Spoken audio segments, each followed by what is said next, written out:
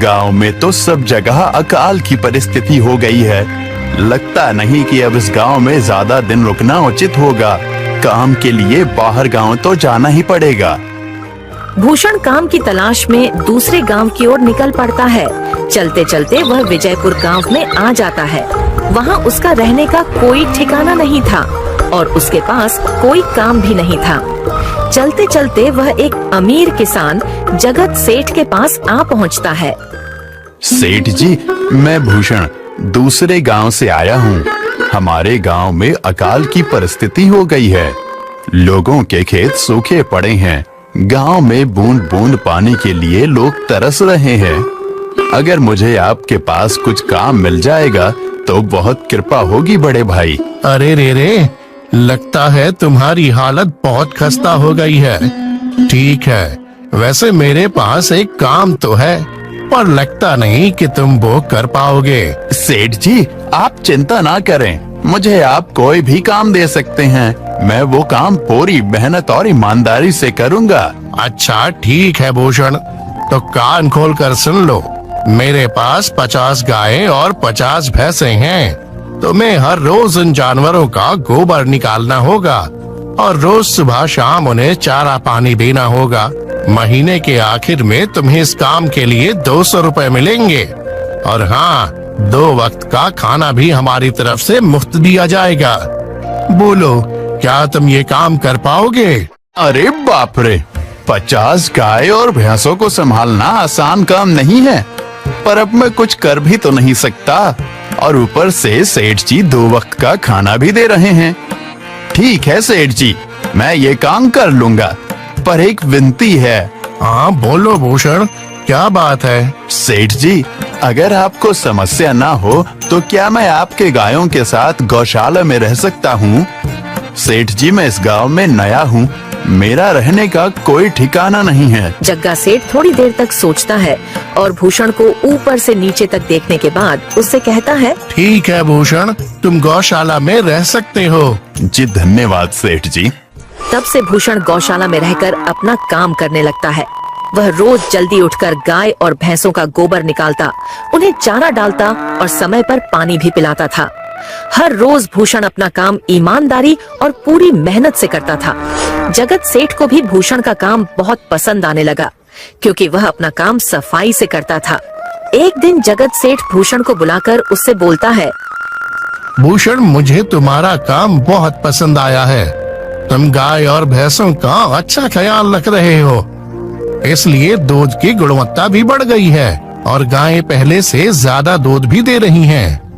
इसलिए मैं आज से तुम्हारी तनख्वाह बढ़ाकर पूरे 400 रुपए कर रहा हूँ। आपका बहुत बहुत धन्यवाद सेठ जी। कुछ दिन ऐसे ही बीतने लगते हैं। भूषण जगत सेठ के पास बहुत मेहनत और ईमानदारी से काम करता है। धीरे धीरे भूषण के पास अच्छा खासा रुपया जमा हो जाता है, जिससे वह अपने लिए छोटा सा रहने लायक एक कुटिया बनवा लेता है। उस गौशाला में सोकर तो नाक से गोबर की गंध अभी भी नहीं जा रही। अब आखिरकार मुझे अपने घर में चैन से सोने को तो मिलेगा। तब से भूषण जगत सेठ के पास गौशाला में काम करने आता और 2 वक्त का खाना खाकर अपने घर सोने के लिए चला जाता था। कई साल ऐसे ही बीत जाते हैं। भूषण की मेहनत के कारण उसके पास अच्छा खासा रुपया जमा हो जाता है।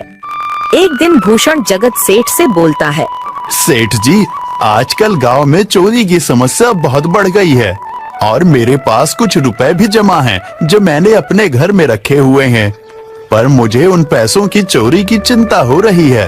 आपको तो पता है कि मैं दिन भर आपके पास ही काम करता हूँ और सिर्फ रात में ही घर सोने जाता हूँ, इसलिए मुझे रोज उन पैसों की चोरी की चिंता सताती है। हाँ भूषण, तुम बात तो बिल्कुल सही कह रहे हो।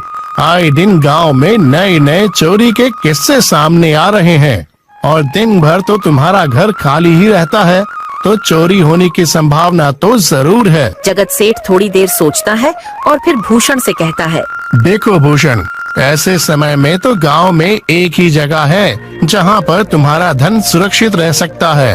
और वो है जमींदार का घर। क्या जमींदार का घर? हाँ भूषण, इस गांव के जमींदार बहुत ईमानदार और दयालु हैं। ऐसा मैंने कुछ लोगों से सुना है और उनके घर पर बहुत सारे पहरेदार भी हैं, तो चोरी होने की संभावना बहुत कम है। तुम अपने पैसे उनके पास रख सकते हो। अच्छा, ऐसा है क्या सेठ जी? ठीक है, फिर आज ही मैं जमींदार जी से मिलकर बात करता हूँ और उन्हें अपनी समस्या बताता हूँ। उस दिन भूषण जमींदार जी के घर उनसे बात करने जाता है। हे तुम रुको, कहाँ अंदर आए जा रहे हो? वहीं रुक जाओ। जी, मुझे जमींदार जी से मिलना है। मुझे उनसे कुछ काम है। क्या काम है तुमको उनसे? मुझे जरा बताओ। जी, मुझे कुछ पैसे रखवाने थे उनके पास, यही काम के लिए आया था मैं। अच्छा ठीक है, तुम अंदर जा सकते हो। नमस्ते जमींदार जी, मैं भूषण जगत सेठ के यहाँ काम करता हूँ। कुछ साल पहले ही मैं दूसरे गांव से यहाँ आया हूँ। अच्छा भूषण, बोलो तुम्हारा क्या काम है मेरे पास? जमींदार जी, मैं सालों से जगत सेठ के पास काम कर रहा हूँ और मैंने कुछ रुपए भी जमा कर लिए हैं। पर बात यह है कि गांव में चोरी की समस्या बहुत बढ़ गई है, तो मुझे अपने रुपए घर में रखने से डर लग रहा है। अच्छा, कितने रुपए जमा किए हैं तुमने? जमींदार जी, यही कोई 5 से 6 हजार रुपए होंगे मेरे पास। वाह, ये तो बड़ी रकम है। मैंने आपकी ईमानदारी के बारे में लोगों से बहुत सुना है, इसलिए मैं अपनी रकम आपके पास कुछ वक्त के लिए रखने आया हूँ। हाँ भूषण, तुमने बिल्कुल सही सुना है। तुम्हारी रकम मेरे पास पूरी तरह से सुरक्षित रहेगी। तुम अब चिंता ही छोड़ दो, मैं सब देख लूंगा। भूषण अपने पैसों की थैली जमींदार को दे देता है। ये पूरे 5,800 रुपए हैं, आप गिनकर देख लीजिए। गिनने की क्या जरूरत है? तुम तो जगत सेठ के आदमी हो, मुझे तुम पर पूरा विश्वास है। जमींदार जी, आपका बहुत बहुत धन्यवाद। अब मुझे चोरों का कोई डर नहीं है, क्योंकि मेरे पैसे सुरक्षित हाथों में हैं। अरे भूषण, कोई बात नहीं, धन्यवाद तो मुझे बोलना चाहिए, जो तुम मेरे पास आए अपने रुपए रखने के लिए। भूषण अपने पैसे जमींदार को देकर अपने घर चला जाता है। हाँ भूषण, तुम्हारे पैसे मेरे हाथों में ही अच्छे लगते हैं। ऐसे ही भूषण ईमानदारी और मेहनत से जगत सेठ के यहाँ काम कर रहा था। देखते ही देखते 2 साल ऐसे ही बीत जाते हैं। एक दिन भूषण सोचता है, अब बहुत साल हो गए जगत सेठ के यहाँ काम करते हुए। वैसे सेठ जी तो बहुत अच्छे इंसान हैं, पर सोच रहा हूँ कि खुद की जमीन लेकर उस पर मेहनत करूँ, तभी मैं बड़ा आदमी बन सकता हूँ। अब जो मेरे पास थोड़े कुछ पैसे हैं और जो जमींदार के पास कुछ पैसे संभालने के लिए दिए हैं, वो जमा करके थोड़ी जमीन खरीद लूंगा। आज ही जमींदार से मिलने जाता हूँ और अपने रुपए मांगता हूँ। ये सोचकर भूषण जमींदार जी के घर चला जाता है। जमींदार जी, मैं अपने रुपए वापस लेने आया हूँ। आपके पास मैंने 5,800 रुपए दिए थे संभालने के लिए। अरे भाई साहब, मैंने पहचाना नहीं आपको, वैसे कौन हो आप? अरे जमींदार जी, मैं भूषण हूँ। पिछले साल मैंने आपको पैसे संभालने के लिए दिए थे, याद आया कुछ? अरे भाई साहब, मेरे पास कितने सारे लोग आते जाते हैं पैसे रखने के लिए, और सभी के साथ मेरा अच्छा व्यवहार होता है। वैसे आपके पास कोई कागजात हैं क्या? क्योंकि मैं हर व्यक्ति से कागज पर ही व्यवहार करता हूँ।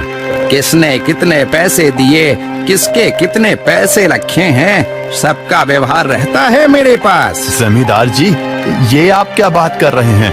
आपकी ईमानदारी देखकर ही मैंने आपको